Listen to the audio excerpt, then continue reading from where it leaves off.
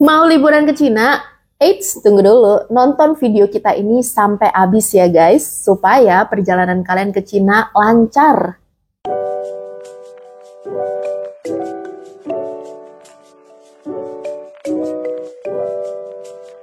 Halo guys, apa kabar semuanya? Kembali lagi bersama gue Molly dan di sebelah gue udah ada Kenny. Halo guys. Hari ini kita lagi duduk bareng lagi untuk sharing ke teman-teman. Oke, jadi singkat cerita, kita baru aja nih guys balik dari jalan-jalan ke negara Cina. Dan setelah kita traveling ke beberapa kota di Cina, kita pengen sharing nih ke teman-teman apa aja sih yang perlu disiapin sebelum teman-teman ke Cina. Tanpa berlama-lama lagi, langsung aja yuk kita bahas. Hal yang pertama adalah soal visa. Nah, sekarang pemerintah Cina tuh banyak membuka visa gratis gitu ya bagi pemegang paspor dari macam-macam negara dan terus diupdate. Jadi pertama kalian pastikan dulu paspor kalian apakah termasuk di dalam visa free program dari pemerintah Cina gitu. Kalau misalnya udah termasuk, itu bisa langsung datang aja gitu loh.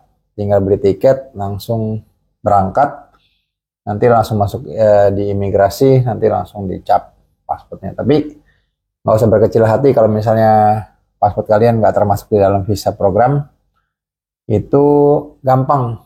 Kalian tinggal apply visa di kota kalian, cek di websitenya. Itu prosesnya juga gampang, cepet, straightforward. Langsung masukin dokumen, dalam berapa hari langsung selesai. Sebagai contoh, untuk memegang paspor Indonesia, itu syaratnya gampang, cuman apply, cuman masukin pembelian tiket pesawat sama hotel bookingan di Tiongkok atau di Cina ya. Nggak perlu pakai slip gaji atau slip koran gitu, nggak perlu ada tabungan atau segala macam, itu nggak perlu. Cuman yang dibutuhkan adalah cuma tiket pesawat sama bookingan hotel. Mantap banget tuh guys. Dan prosesnya cepet, straightforward, nggak ada bertele-tele, langsung dapet gitu loh. Yang penting harus memenuhi dua syarat tersebut. Oke guys, yang selanjutnya adalah berkaitan tentang gimana caranya kita bertransaksi kalau kita berkunjung ke negara Cina. Seperti yang kita ketahui, di Cina itu udah super canggih ya guys. Hampir semua transaksi di Cina itu menggunakan aplikasi, antara lain Alipay dan WeChat. Seperti misalnya kalau kita mau beli makan, kita mau naik metro, itu semuanya hampir sebagian besar transaksinya itu udah cashless. Pastikan aplikasi Alipay dan WeChat teman-teman itu udah terhubung dengan kartu bank yang mau teman-teman gunakan untuk bertransaksi ketika teman-teman datang ke Cina. Dan juga banyak teman-teman yang bertanya, ya kira-kira perlu bawa cash nggak sih kalau kita datang ke Cina? Menurut kita, cash itu bolehlah dibawa, tapi nggak usah terlalu banyak. Hanya sebatas sebagai dana untuk kita berjaga-jaga aja. Amit-amit ketika kita di China, seperti contoh misalnya aplikasi Alipay atau WeChat kita tuh nggak bisa berfungsi. Jadi kita punya dana cadangan untuk keperluan-keperluan emergency seperti itu. Selanjutnya yang penting banget itu adalah akses untuk kita berselancar di internet, untuk terutama di handphone kita ya. Itu kita pakai eSIM karena lebih praktis, dan eSIM yang kita gunakan itu kita beli dari trip.com.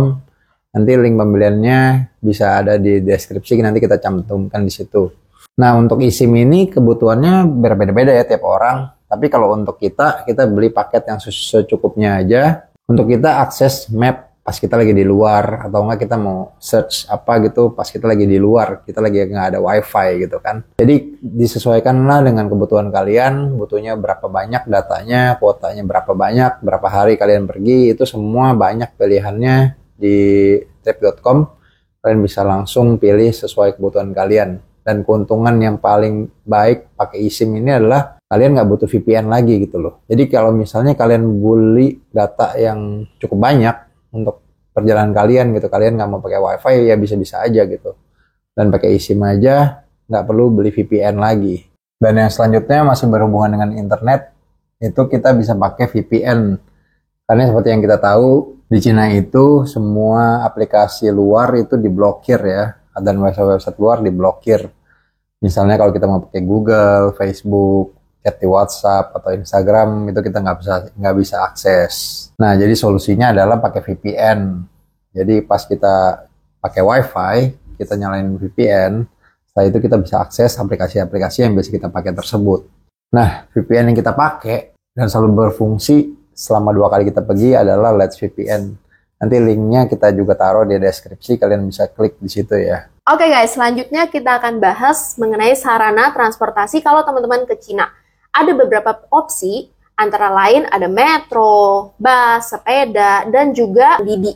Didi itu ya bisa dikatakan Ubernya orang-orang di Cina lah. Nah, semua sarana transportasi ini mudah banget guys. Teman-teman bisa akses melalui aplikasi yang mereka gunakan. Nah, kalau kita sendiri, kita menggunakan aplikasi Alipay. Pertama-tama, gue akan bahas dulu gimana caranya untuk naik bus dan metro.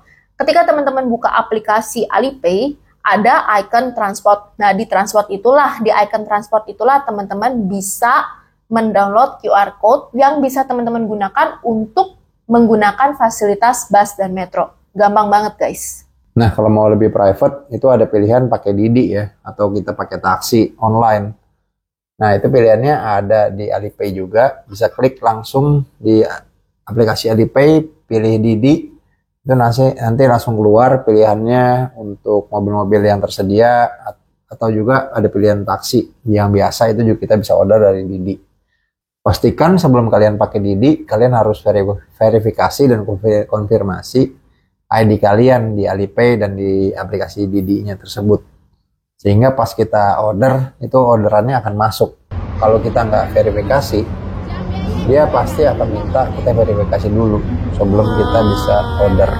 Dan juga pastikan setelah kalian selesai trip, kalian double check di aplikasi Didi-nya tersebut ya. Untuk pastikan biayanya itu udah terbayar.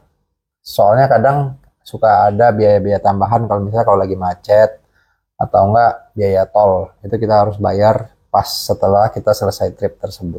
Dan yang terakhir itu ada pilihan untuk rental sepeda ya, yang ada di jalanan, itu banyak ada di mana-mana. Kalian juga bisa akses melalui Alipay, tapi sejujurnya kita juga belum pernah pakai. Tapi pada prinsipnya tetap sama seperti Didi. Kalian harus verifikasi ID dulu. Setelah itu kalian ketemu sepedanya di jalan, kalian bisa langsung scan QR code-nya, nanti langsung dari Alipay, itu nanti bisa langsung pakai. Oke guys, selanjutnya ada informasi yang nggak kalah penting juga. Kalau misalnya teman-teman mau naik kereta antar kota atau berkunjung ke tempat-tempat wisata yang ada di Cina, teman-teman wajib banget membawa paspor. Jadi paspor itu adalah benda penting ya guys, yang harus dibawa sama teman-teman kemanapun ketika teman-teman lagi travel ke Cina. Karena semuanya sudah terkoneksi dengan paspornya kita. Jadi dengan kata lain, walaupun teman-teman udah beli tiketnya jauh-jauh hari, teman-teman merasa udah punya tiket nih, tapi kalau ketika teman-teman sampai di kereta atau sampai di tempat wisata, teman-teman nggak punya paspor, nggak bisa masuk sama sekali guys. Oke guys, selanjutnya yang nggak kalah penting adalah maps. Seperti kita tahu, kalau kita berkunjung ke negara manapun, kalau kita jalan-jalan, umumnya kita membutuhkan maps. Tapi yang kita tahu juga nih, Google Maps itu tidak berfungsi maksimal di Cina. Maka dari itu kita butuh yang namanya e-maps. Jadi e-maps ini adalah maps-nya negara Cina.